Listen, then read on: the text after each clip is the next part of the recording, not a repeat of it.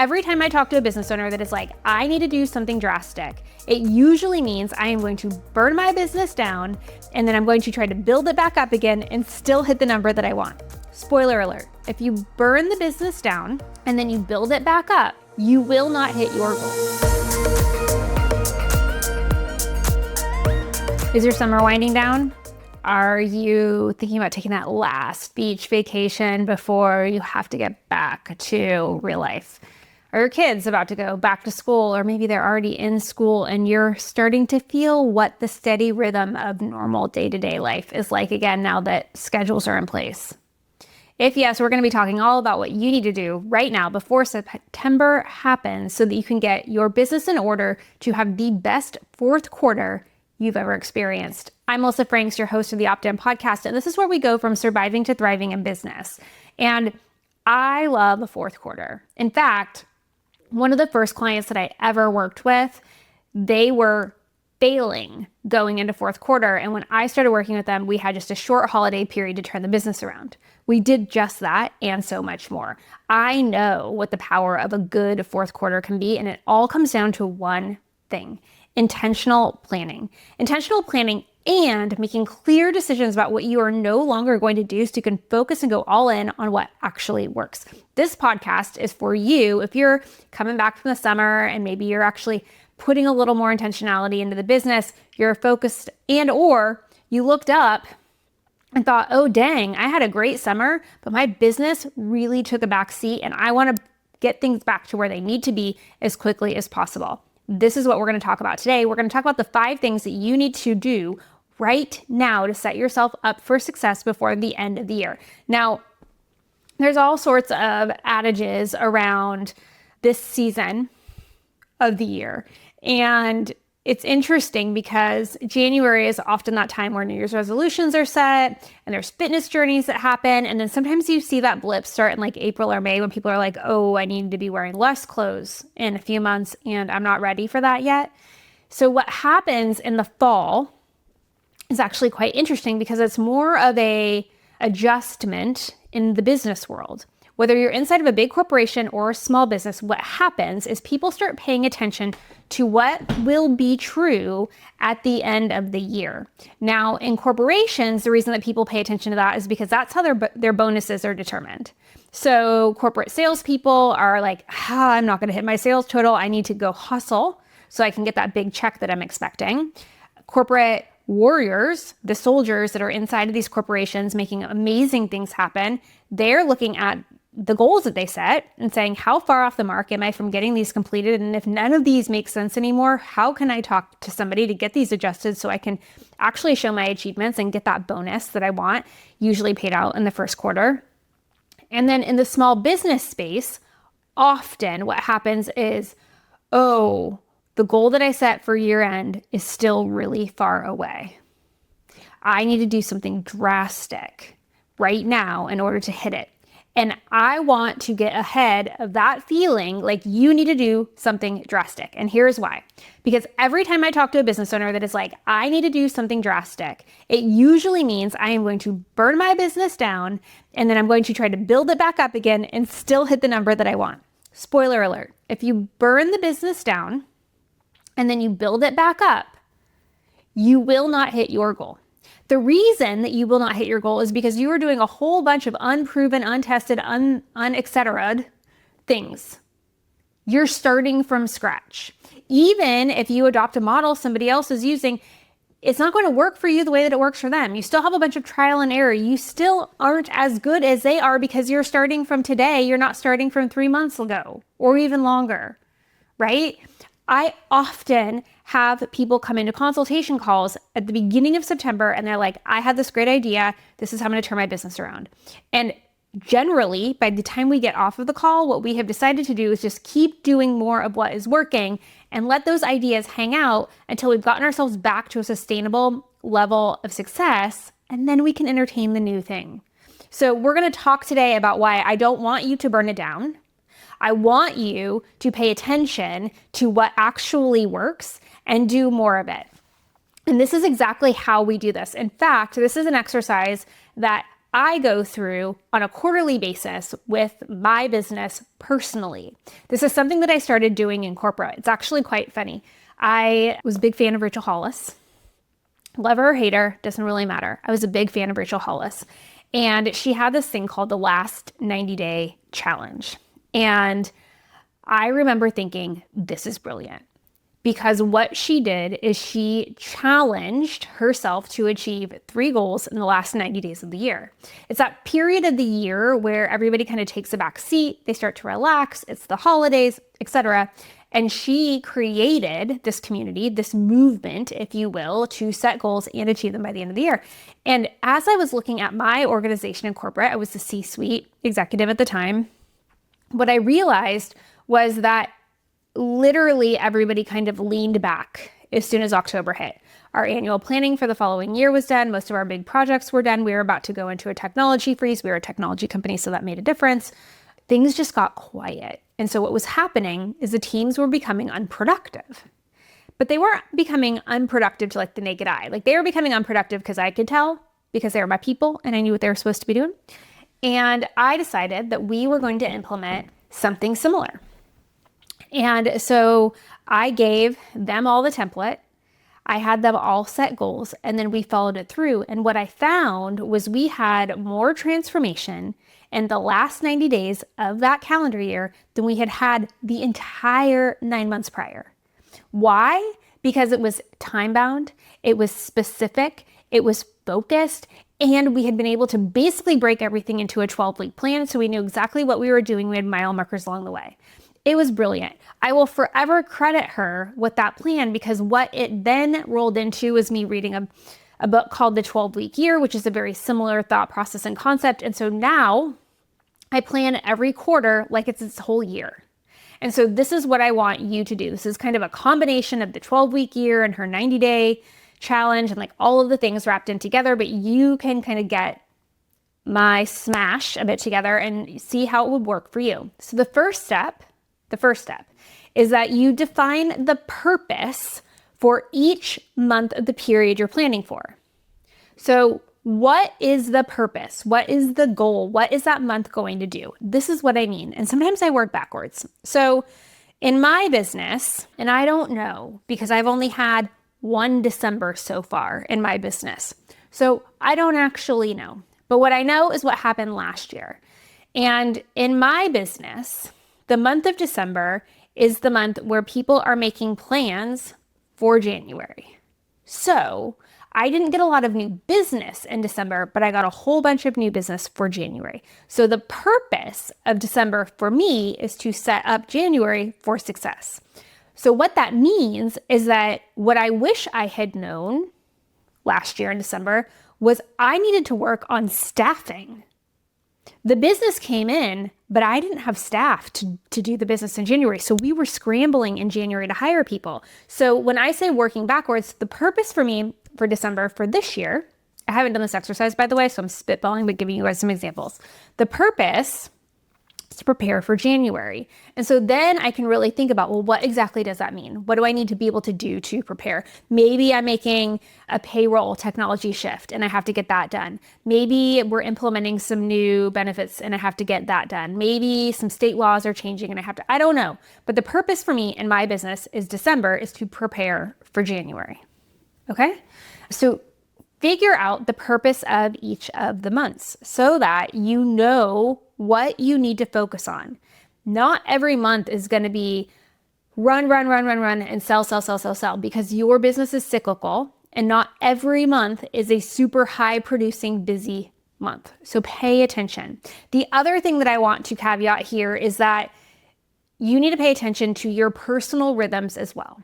So when you declare the purpose of the month, it might be to just coast. So if you are somebody that really invests time into the holiday period with your family and your friends and travel and do things, maybe December isn't the month where you get a lot of stuff done because you have personal things that is you getting stuff done. So then you declare that December, this is just the month where we're going to hang out. It's our rest and recovery month. It's our whatever month, right? So define the purpose of each month. Declare a major, if you will. And once you are kind of clear on what you want to do there. And I recommend looking at historical patterns. So I use the example where I knew that I know if I base it on December last year, I know that I really need to be able to prepare, which was staffing in my case, for January. So that's my historical pattern. But go back and look at the historical patterns for September, October, November, December, the last 4 months of the year. And what do you wish you had focused on? What should you have focused on? What would have been most helpful for you to focus on to realize whatever goals you have in each of those months and declare the purpose? The next thing that I want you to do, and this takes a little bit of time, okay, is I want you to define 3 goals for the last 4 months of the year. 3. And they don't all need to be hard business metrics, but bonus points for you if they are, but 3 goals. So one of them, because y'all love revenue so much and you are very time bound here, one of them is probably money related. Okay, that's just brass tacks. So between September 1st and December 31st, how much money are you going to make? And I'm going to recommend to you, but this is just my guidance, is how much you're actually going to put in the bank. That's my guidance. Because when you set your goal at the beginning of the year, or at the tail end of last year, that was how much you expected to put in the bank for the calendar year. It's not how much you expected to be able to accrue and roll into the following year. So if you have a business model where people pay you over time, set the revenue goal for cash collected, not cash contracted, not cash committed. It will change your perspective. And here is why. Because when you set a goal for cash collected, it tells you what you need to generate. It tells you what actions you need to take. You actually move differently when you know that you're going to realize the gain in the near term. When you pull out from that and you start thinking about numbers in a bigger, more macro way, it dilutes the dopamine hit, so to speak, that you get when you achieve the goal. And so, as y'all know, I don't love setting a revenue goal. I think it's distracting. I think you need to set other goals. However, if you are going to, and in this case, last 4 months of the year, it's probably a good one, set a cash collected goal, not a revenue goal. So that's my recommendation to you. But set 3 goals. Typically in my business, because it's how my brain thinks, I set a cash collected goal because duh. And I set a goal around something operational. So is there processes we need to button up? Is there systems that we need to have in place? Are there things where I want them to be figured out before we start the new year? That's the second one. And then the third one is usually around things that we're going to sunset by the end of the year. So that could be things we're not going to sell anymore. That could be things that we're just not going to offer anymore. That can be processes we're not going to follow anymore. That could be activities and functions that the team is doing that we just are a waste of time and we're not going to do. But usually that is to be able to just sunset or turn off things that we're not doing anymore. So define a purpose for each month, set 3 goals.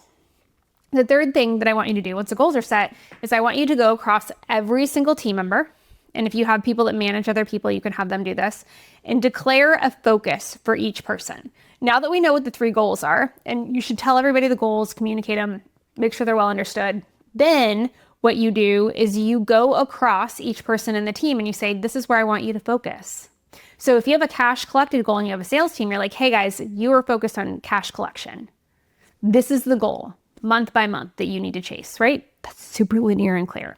If you have a goal to improve a process or to implement something that you've been kind of dancing around for a while, figure out who will own it long-term on your team and say, hey, this is where I want you to focus. This is the thing that I want you working on until the end of the year.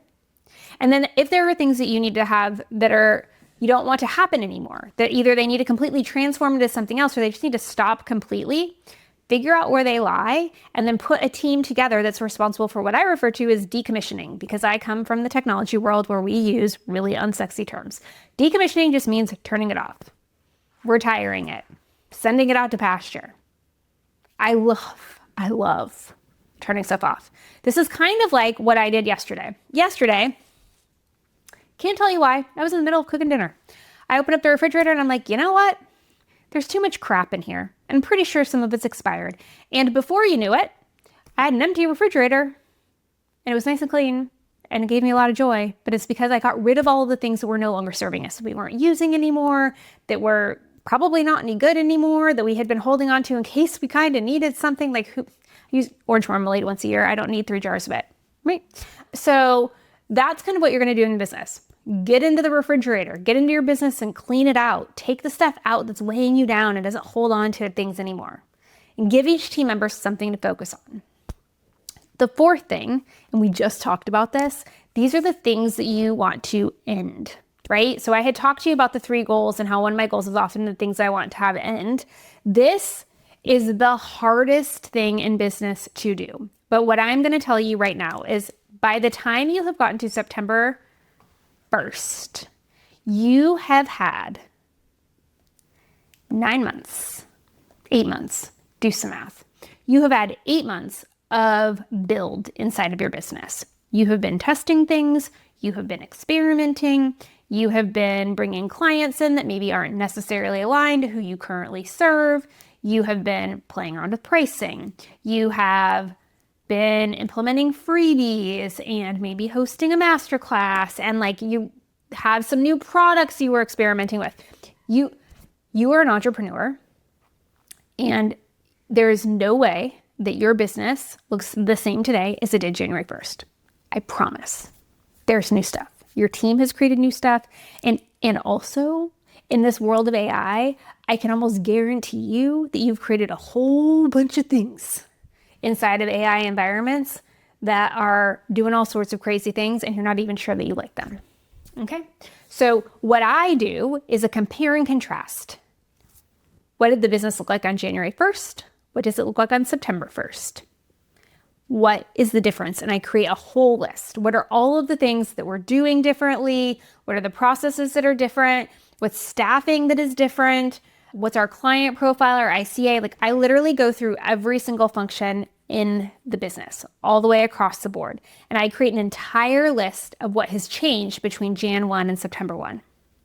And then I look at it and I say, okay, if we've changed all of these things, which ones are working and what do we need to keep? And then I cull through that list, right? And we start things and don't finish them. Often we half launch something and never close it out. Often we make an exception here, there, or wherever, and then it becomes a snowball. Often the business shifts imperceptibly, and then all of a sudden we have something we didn't realize we had. This exercise just helps you take 2 points in time and determine what you want to keep moving forward with to September. After you go through the exercise of what you have changed or added, then I want you to write down exactly what your business is. So if you keep those things or remove them or whatever, now what's the identity of the business on September 1st? And be honest about it. Who are we serving? What are we selling? How is the team functioning? Where are we focused? And look at everything that's happening in the business. And then, this is the hard part. Look at it and say, so what? What is the point? Is this really moving the needle? I'm going to give you an example of this, and I don't think that I'm speaking out of turn. Apologies if I am. I have worked with a publicist for 1.5 years. She's phenomenal. I hope that I work with her forever. She has helped me realize and achieve goals that I just thought were pipe dreams. She's phenomenal. At the beginning of the year, one of the goals that we had was for me to speak on more stages this year and to get the business to gain some awards. We worked on that for 7 months. Didn't really move the needle for a variety of reasons. And I had to make the tough decision to just pull back. She's still my publicist. She's still doing all the things that we started doing together. She's still phenomenal. She's still booking me like crazy. But we narrowed our scope. And we narrowed our scope because the question became, is the effort that I am putting in to speaking opportunities and potential awards, because all of these things take my time, is it helping improve top-line revenue for the company? And the answer was no. It was just that it was distracting. That's all that it was. It was just creating noise and distraction in my inbox. And what I was finding is I was spending more time in my email than anywhere else because I had all these things going through. And so I had to make a decision that we needed to stop trying to position my personal brand that way because it was distracting to me. And because it was distracting to me, I couldn't grow the business in the way that I want. And so you have to be ruthless with looking at, what does the business look like right now? What are all of the plates that we are spinning? What are all of the things that we have going on? What's all of the travel that you committed to? Another one that gets people is, how many freaking coaches and masterminds am I in? Now, I know it's a tax strategy to buy training. I get it. I also have spent hundreds of thousands of dollars on coaches, so I am not shitting on the coaching industry when I say this, but you need to pay attention to where your time is going. And if you are spending 10 hours a week inside of training and coaching containers, it's 10 hours a week that you're not growing and servicing your business. It's 10 hours a week that you're not helping your staff. It's 10 hours a week you're not mentoring. It's 10 hours a week you're not on social. It's 10 hours a week that you're not, and I could keep going, right? And so you have to ask yourself, is the amount of time that I'm spending on these tasks helping us realize our goals faster? I will never, ever, ever tell you to not go to training, not attend a masterclass, not be inside of communities. But what I do want you to do is challenge how much time you are giving to them and if the juice is worth the squeeze. And you need to do that everywhere. You need to look at the people on your team. You need to look at what they're doing. You need to look at the activities and actions. You need to look at your client basis. You need to look at your product mix. You need to look at your pricing. This is the time to look at all of it and say, what can I end? What doesn't belong here anymore? What have we outgrown? What no longer serves us? What isn't profitable? This, out of the 5 things that I'm talking to you about, is the most difficult assessment for you to take. But when I say you have to be laser focused the last 4 months of the year, this is how you get there. You get laser focused by elimination, not addition. You get laser focused by removing the distractions. You get laser focused by creating focused areas of priority for your team that are tied to your goals.